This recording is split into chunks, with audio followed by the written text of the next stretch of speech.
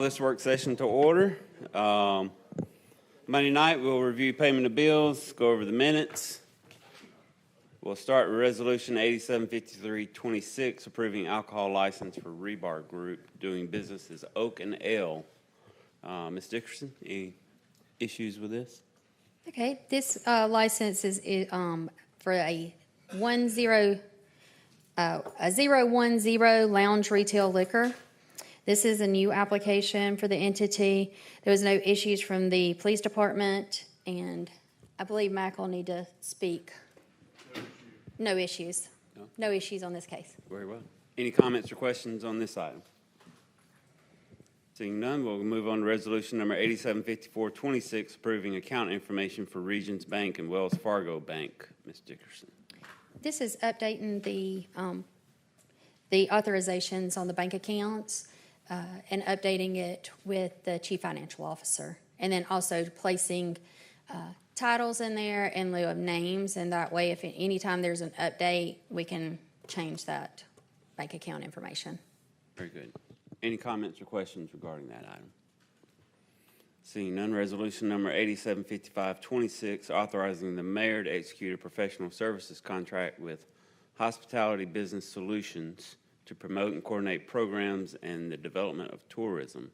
Mr. Muenger. Good evening.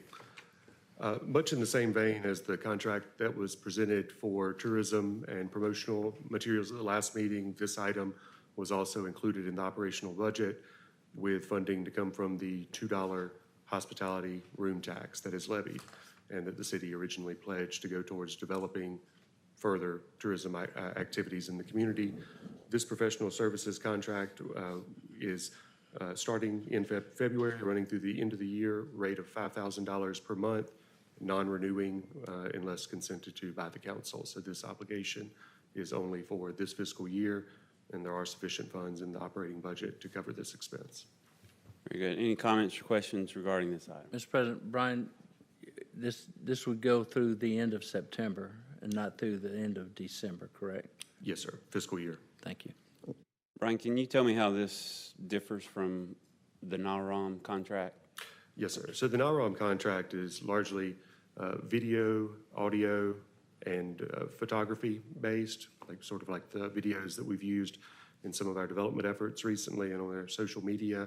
They're helping on that side of things. This professional services contract is to support Ms. Lynch's efforts to interface mostly with Aldrich Gardens and the Hoover Randall House, and to help develop relationships there as far as pursuing grants, operational planning, and promotion of those two facilities specifically. Very good. Any other comments or questions? Thank you. Thank you.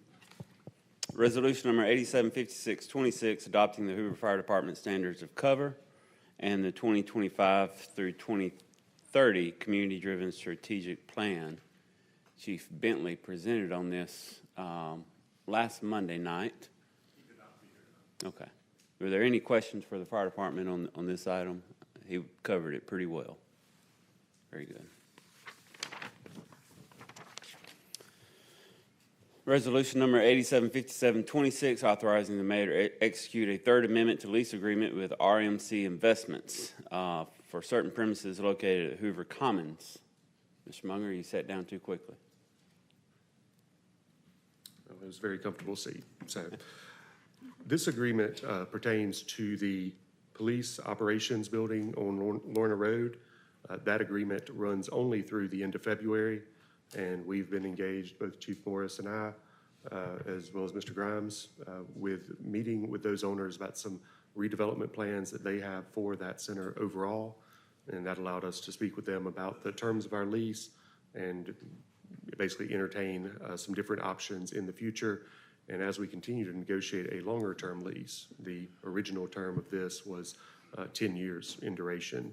It was a 5 and a 5, and the owner has agreed to a 6-month extension at the same rate as what we're paying now, which is $45,852 annually. So that would extend from March onward for 6 months, and that would allow us to basically complete that negotiation, including some of the security enhancements that the police department would like to see, to help secure their parking area at that facility and allow us some time to basically evaluate our future with that property as well.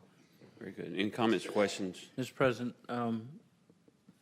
Muenger, do I understand that the owners of the ops building is also the owner for the Hoover Commons? Yes, sir, that's correct. Okay, I thought that the ops building had a different owner than the Commons itself.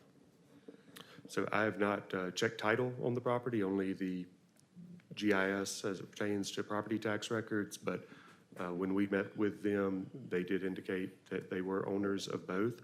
It may be held in a separate LLC, but the same owner is the principal of both. So it may be a separate corporation owns the ops property? I don't recall that it was, but I can certainly research that to you and get it to you before the meeting on Monday. Thank you, sir. Yes, sir. With this only being a 6 month compared to the 5 year with the options previously, so is the owners saying that there's possibility that we will not renew past this 6 months, or is that still up for debate? And do we have a plan B? The owner very much wants to retain the police department specifically as a tenant. They view the police department's presence there as a huge enhancement to their retail operation. The response time is probably phenomenal to any events that they have there. They were extremely positive about that, open in the past. I believe the department had been turned down when asking to be close their parking area and some things like that. The owner is now completely receptive to that. They have asked, or they've given us preliminary terms for a full-term renewal. Those require some negotiation, and we asked for some more time to consider that. But I believe both the owner and the department are both very favorable towards retaining this asset under terms to be fleshed out over the next 6 months. Understood. Thank you. Any further comments or questions? Do they have any thoughts about maybe selling the city the property in the foreseeable future? That was something that was discussed. I think they would entertain it. They were very open to a variety of things, and really that is a very limited use building. I believe it was a theater originally before it was converted. The city has invested substantially in it. It is very much a police facility now, and so I think the owner recognizes the value in it, and I think they are open to discussing that, but at present, lease only is what's been discussed. Thank you, sir. Yes, sir. Well, hopefully you come back in 6 months and we've got more favorable terms. The current terms are very favorable. Resolution 875826, authorizing modification of use for ADECA grant funds and to extend fund availability. Mr. President, if it's suitable to you, the next 3 items all pertain to very similar Sure, let me read those real funding quick. agreements.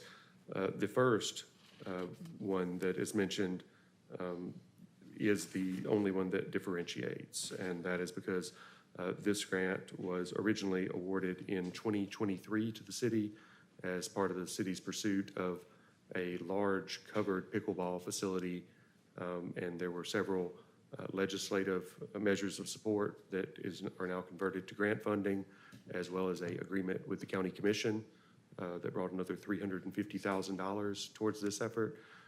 None of that came within, it was probably 15% of the funding necessary to actually build the facility at current pricing levels, and ADECA has been rolling these grants forward over the years.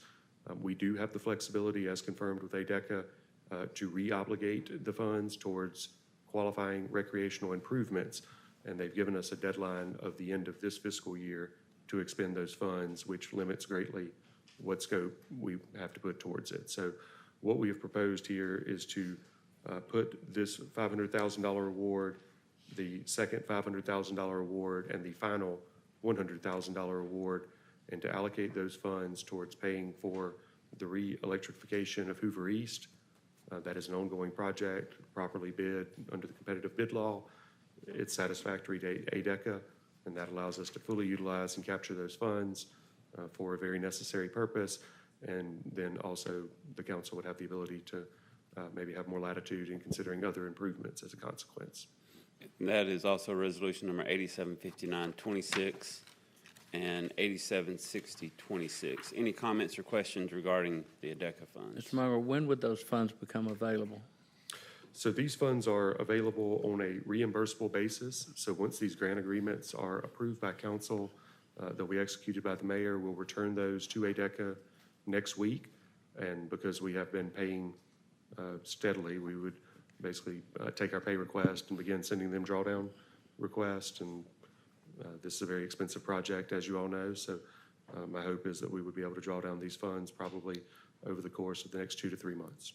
Thank you. Yes, sir. Okay, we'll move on to thank you, Mr. Munger. Yes, sir. Resolution number 876126, approving plans and authorizing cooperation with the Alabama Department of Transportation and the Federal Highway Administration for a traffic signal and its upgrades on I-65 and related roadways within the city of Hoover. Mr. Promer.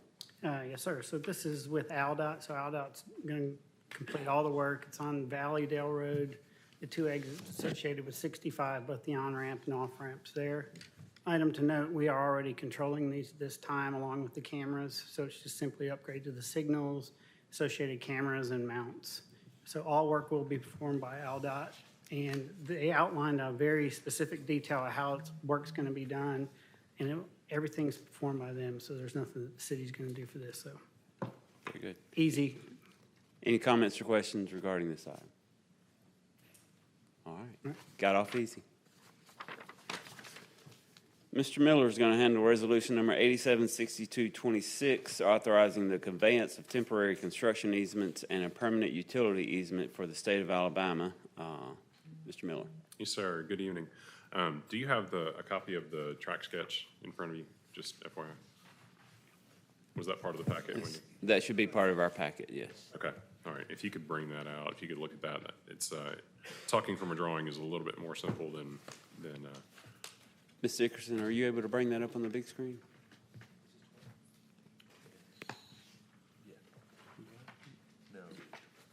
This is 12 on the draft agenda. There you go. Perfect. Perfect. So what you have in front of you is a dedication of a permanent utility easement and then 2 temporary construction easements. This is just to get your bearings because it's not shown on the map. The very top where it says acquired right-of-way, that is Interstate 459. The acquired right-of-way that's in the arc, that's kind of towards the bottom of the page, that would be the proposed location of the Ross Bridge extension as it connects to what you're seeing, the acquired right-of-way that's running on the bottom, kind of running northeast. That would be South Shades Crest Road. So just for your reference in there. So Hoover owns that tract of land. So we are asking for dedication of a 20-foot easement, permanent easement for utilities, mainly for the water service to be connected and come bore under the interstate to get reconnected back to South Shades Crest area. Very good. Any comments or questions regarding this item? Okay, thank you. Thank you. What, Well, this is just the easement, correct? There's no funding for this in this resolution? No, sir. There will be no funding for this. This will be a donation from the city back towards the project for that location. Looking forward, it would be Hoover's. If we developed that site at all, they would have direct water access to where they could tap in and not have to worry about boring under South Shades Crest Road or another location. So who again would be responsible for funding the movement of utilities? The utilities would be part of the Exit 9 project. Thank you. all right. Good, Mr. Smith? Yes, sir. All right, thank you. Thank you. Resolution number 876326, authorizing participation in the Alabama State and Local Cybersecurity Grant Program and authorizing the mayor to execute a rules of engagement agreement with the State of Alabama Office of Information Technology and Auburn University's McQuarrie Institute. Ms. Lopez, Dr. Lopez, excuse me. Good evening. Basically, the City of Hoover, we applied for and we've been accepted into the Alabama State and Local Cybersecurity Grant Program. This is a grant that's going to be one-time services in lieu of getting direct monies. And so they're going to help improve the city's cybersecurity readiness, and these agenda items and these documents are going basically used to further that process. We do have Jonathan Shirk here tonight with McCreary Institute. If you had any specific questions, that he can answer those as well. Any questions or comments? We supposed to ask any questions about cybersecurity? Might be best to limit our questions. All right, thank you. You've got the next item, the resolution number 876526, adopting an updated investment policy for the city of Hoover. Yes, so in preparing to call our first investment committee of the calendar year, in reviewing this policy, we realized there were just a few small changes that we wanted to make, with the understanding that after reviewing it, I realized this is kind of written that from the standpoint of the city treasurer doing these things, but we actually kind of outsource that now. Raymond James is our current investment advisor. So we're going to do a more complete revamping, probably April, May, June of this year. But the main thing that this particular update changes is the structure of the investment committee, that instead of naming specific positions on the city council that are on there, it gives a little bit more flexibility, and the council president can choose the 3 members from the council that are on there, and then it would maintain the mayor and the city administrator as the other 2 members of that committee. And then the other changes are slight changes, just updating terminology that needed to be in place. So. Very good. Just for a little background, so in the past, the council president was an automatic member of this committee. And look, I recognize my strengths and weaknesses. As a school teacher, I may not be the best candidate for this committee, when others up here have much more valuable experience than I do. So I asked for this change in this committee structure. Any comments or questions to Dr. Lopez? Very good, thank you. Next is Resolution 876626, authorizing the mayor of the city of Hoover to execute a license agreement with Richard Shirley. Mr. Martin.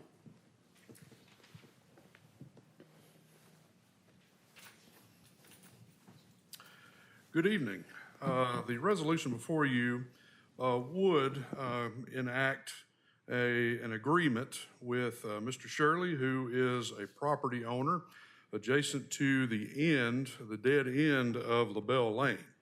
You go past, if you're familiar with that street, you go past the Garden Home development, heading out LaBelle Lane. It is on your left, and as soon as you pass the last turnout for the Garden Home development, the public right-of-way comes to an end shortly thereafter and transitions over into private property, dead ends into Mr. Shirley's property. Mr. Shirley has requested this agreement in order to make certain improvements within the dead end of the public right-of-way, but before exiting the public right-of-way there. The purpose, as stated by Mr. Shirley, is that with the dead end in place, it has attracted a number of folks to the end of the street, dumping their refuse, their garbage, and otherwise making for a nuisance situation that Mr. Shirley would like to avoid, and certainly we would like to avoid dumping there as well. Mr. Shirley's long-term plans are to construct his forever home on the property just beyond, and so he has asked that we enter into this arrangement whereby he can construct a gate and a couple of columns to secure the end of the public right-of-way. In reviewing this particular matter, it does not appear that there would be others injured by Mr. Shirley slightly encroaching in the dead end of that right-of-way. And again, you have the benefits of closing off the private drive just beyond and the tail end of the right-of-way to dumping illicitly that has been taking place.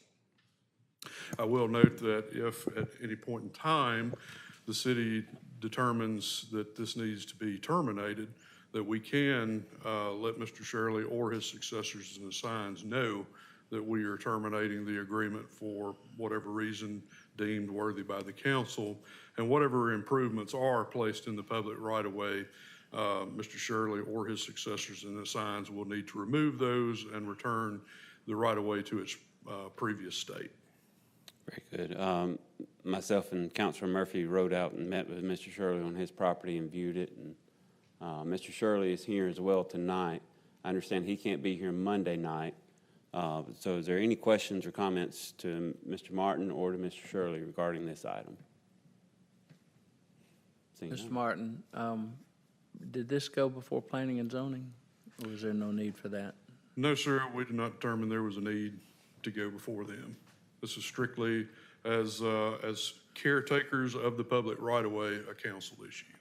And this would allow him to also create a gated, even though it's one dwelling, he would have a gated community of his own of sorts. The gate would cut off the drive to his private residence. How would trash service be affected? He would have to move and locate any kind of garbage service for pickup outside of the gate. Thank you, sir. Just for clarity too, this is a dead-end site. It's a very large piece of estate property. So one way in, one way out on the end of the cul-de-sac, basically. And the way the trash is set, most individuals just set it on the main strip, so they'll be parking it outside. If it wasn't for the ability for him to kind of have a gate, that's the only reason why we're here, is it like a very tight spot. It doesn't prevent any other properties from getting access. The city doesn't have a need or any assets behind the property that requires access through property, so no need for the city at all. All the utilities sit right there on the property lines. So it's very straightforward, and I think as the mayor stated earlier when he was campaigning, our ability to try to look at everyone and make a educated decision to improve, quality of life of folks versus just making it difficult for them to be able to do the things they need to do. So it's a straightforward process on that end. Agreed. Mr. Schultz? Garbage will be on the outside, but if public safety needs to get in on the inside, police or fire, how does that happen? Construction of the gate is going to have to, they're going to have to require a permit from the building department and coordinate with the fire marshal as far as access for emergency services. So that's built into the, okay, thank you. Any further comments or Mr. questions? Martin, what is the current zoning for the property? Agricultural. Will he need to try to go and get that to be in a state zoning, or everything's good as agricultural? Everything's fine as far as the zoning is concerned. Our agricultural district does allow for single-family residences on larger tracts, and this one is approximately 13 acres, my last check. Would he be allowed to build more than one dwelling on that property? He's going to be restricted by the amount of roadway frontage. So right now, there's only enough frontage on a public right-of-way for that one dwelling. All right. Thank you, sir. All right. Ms. Shirley, did you have anything to add? You don't have to, just ask. I really don't. I think Matt did a great job covering it for me, so I really appreciate y'all taking the time coming out looking at it, and it means a lot, it really does. The biggest thing is, this is a dream home for me and my wife, and part of it is having this gate just to, the road frontage blocking it out, because right now I really have an issue. A lot of coming in with debris. Recently I've got 2 5-gallon buckets out the cooking hole. I've got to dispose of now, so it's, really appreciate y'all's time. Thank you. Ms. Shirley, you can take that cooking oil to the Public Safety Center, I believe, behind, or maybe one of the fire departments, I believe, and they will dispose of that for you. Moving on, did you have something? Resolution number 876426, finalizing the budget for fiscal year 2026. Dr. Lopez.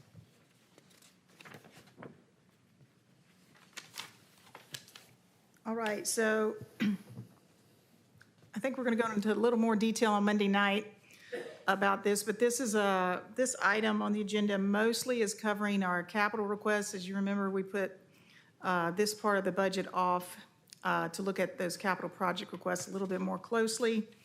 And so when you look at your Exhibit A, line 1 is basically those items that are in that proposed capital request, and then there's several pages of more detail behind that. Line 2, in addition to that, we had several other items we've gone ahead and added on here as well that will be part of the final original budget for fiscal '26. Line 2 being an additional $450,000 for the Hoover Board of Education. This will allow the total front door fees to be $1.1 million, which is the estimate on the revenue side, and then the grand total of contribution estimated for the school board in fiscal '26 to be about $6.1 million. Then lines 4 through 6 are items related to the police department using various special revenue funds. I can go into those now. I can go into detail on Monday. No, I think you're going to go into much more detail on Monday night, Yes. so it's a little bit more transparent to our public and so forth. So, Sure. just the highlights. I'd say. Yeah, and then there's a small settlement for an ALDOT project on line 7. Line 8 are the grants that were just previously discussed, the revenue portion for the ADECA, and then an upgrade for, one upgrade on line 9, and then the balancing of that, so. Are there any questions for Dr. Lopez tonight concerning this item? What do you anticipate the ending fund balance to be at the end of the year? At this In the- point, is it the $79 million figure? In the general fund or the capital projects fund? Both. Or both? I knew that would be the answer. This budget is, the ending general fund balance would be $74.5 million. And for the capital projects fund, we're only going to have probably around 1.5, maybe 2 million unallocated. We're getting, everything else will be allocated. Thank you. Maybe we can find a way to allocate 100,000 or so. Okay. All right, resolution number 873826, granting conditional use approval for a 3-tenant shopping center for the property located at 1543 Montgomery Highway. Mr. Martin. Yes, the conditional use for this location comes to you with a positive recommendation from the Planning Commission from January. And I believe we had 2 conditions recommended by the Planning Commission. Both of those have been satisfied. The cross-shared parking and access agreement being recorded, as well as the variances obtained related to parking, landscaping, and setbacks from the BZA. So both of those conditions have been satisfied, and it comes with a positive recommendation to this body. Very good. Any comments or questions for Mr. Mr. Martin? President, Mac, where does this property sit? It is located, there was a former pawn shop on the site. Quick Palm? Yes, sir, that's it. Thank you. Any other comments or questions? All right. You've got the next one as well, Resolution 876726, a resolution for a public nuisance report of cost for the address located at 3766 Abbey Glen Way. Yes, sir. This was a case that the council declared a nuisance and had us pursue remedy with the circuit court. Circuit court found in our favor and enabled us to go clean the property of the nuisance. We had a hoarding situation in the rear of the yard that was really out of control. And so we did have a contractor go and remedy that situation. And I believe this is a reporting of those costs, and we're seeking lien on the property to recover them. Very good. Any comments or questions regarding this item? Mr. President, and I don't know if this is a You got to be quick, question Mr. Murphy.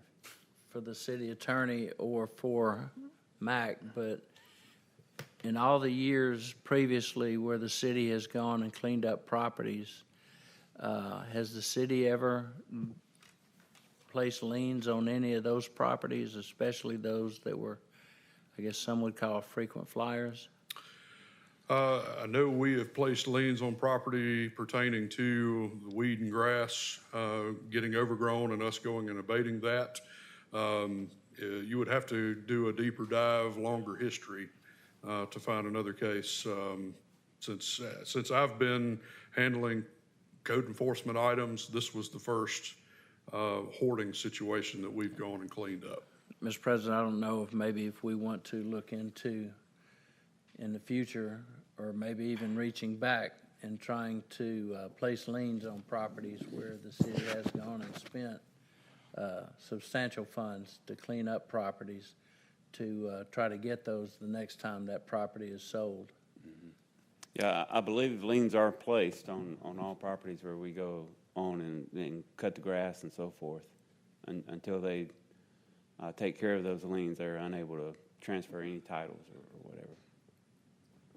They're paid at the next time for the taxes, with the taxes. So I give the items to the tax collector and the tax assessor, and they place it on that. So the next time that it rolls around for them to pay taxes, there's one cut off a year. So everything from last year will pretty much be on the next year's taxes. In previous years were handled the same way? That's correct. Thank you, ma'am. Thank you, sir. Mr. President, and Charlie, let me know if how far I can go with this. I know some, yeah, be careful. I know some individuals are having trouble being able to sell their homes. I've been to, and of course, President Middlebrooks has been in locations as well too, that the smell is so horrendous that you can smell it 4 or 5 blocks away. Some of these situations are not just grass or trees. Some of them are hoarding to the point where I think some of them we've been out there before. I know we have a judicial system we have to follow, of course. In those circumstances, how do we deal with that reoccurring situations, especially when residents are having so many challenges with being able to sell their home?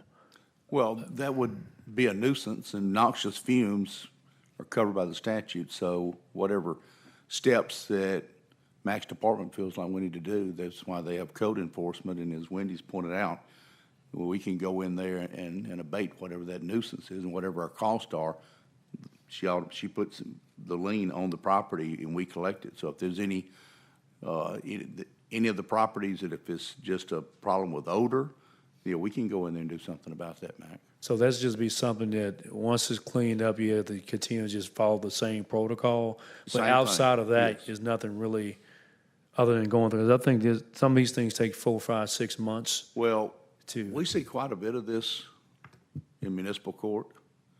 And what we try to work with the residents, and if they'll clean it up and they're within the code, then we dismiss it. If they're, as somebody used the term frequent flyer a while ago, if they come back in, then the next time they have to pay a fine, and you have a graduated fine schedule. And we tell them the next time that every day that it allows to go unabated is a separate and distinct charge.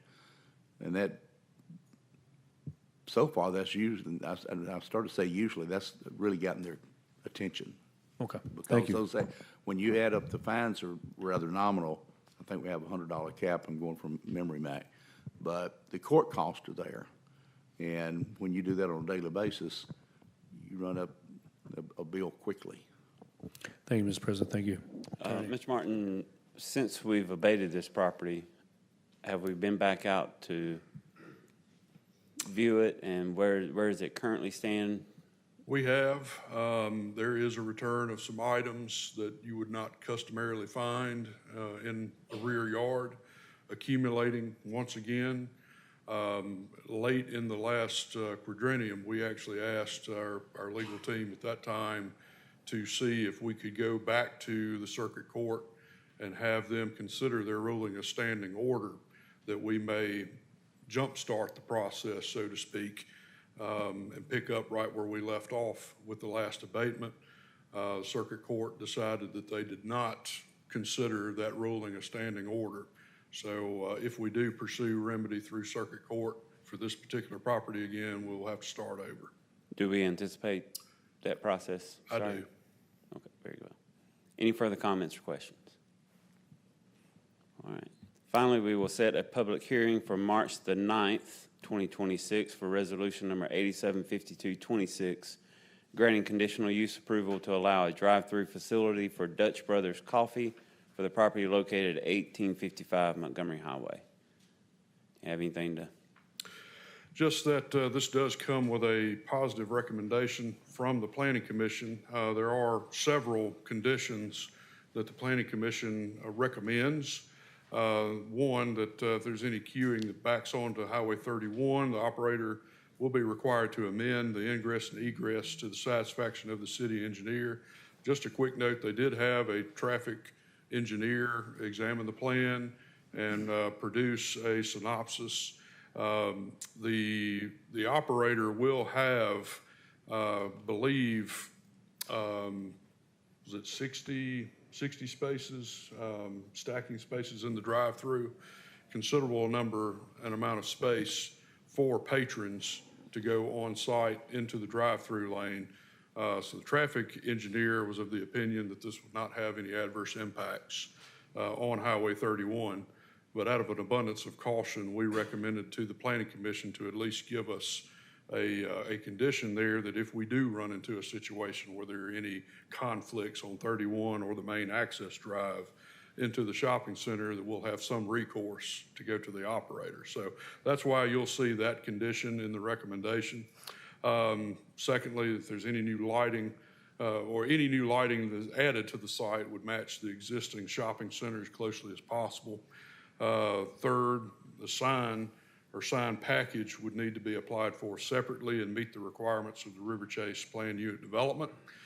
Next, that the site and building to be planned and constructed in substantial conformity to the plan submitted as part of the conditional use application. Next, that the property would be subdivided prior to permitting. They are looking to do an out parcel in the existing parking field that is on the site, underutilized sector of the parking field. Next, that the landscaping on the master site would be restored at the time of the subdivision plat being considered. And then finally, that the operator would obtain a business license prior to operation. Ms. Schultz? The traffic engineer that looked at it, was that ours or was that theirs? Skipper Engineering. So it was theirs. It was hired by them, is that correct? That's correct. Okay. And did you say 67 cars? Is that what you said? 60 is the number that is in my mind on the stacking space.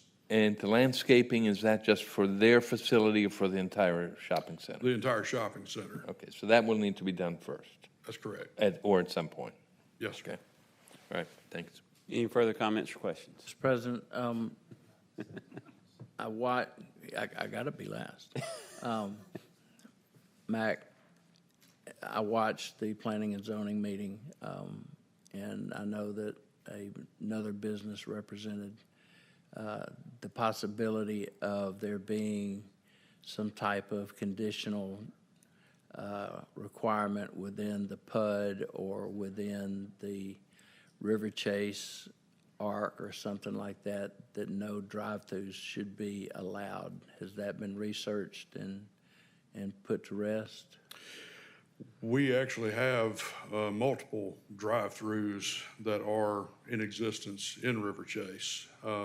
We have Taco Bell about a block up north of the data center, along with I think what is about to be Guthrie's. That's a different shopping center. I didn't know if there was anything specific or special about that particular property. Nothing I'm aware of in River Chase. Okay. Very good. Thank you. All right, we are at the end of the agenda. Any comments or announcements by council? I believe we will have a send-off Monday night for Miss Hoover Teen and Miss Hoover. Come on out to support them. And with that, we are adjourned.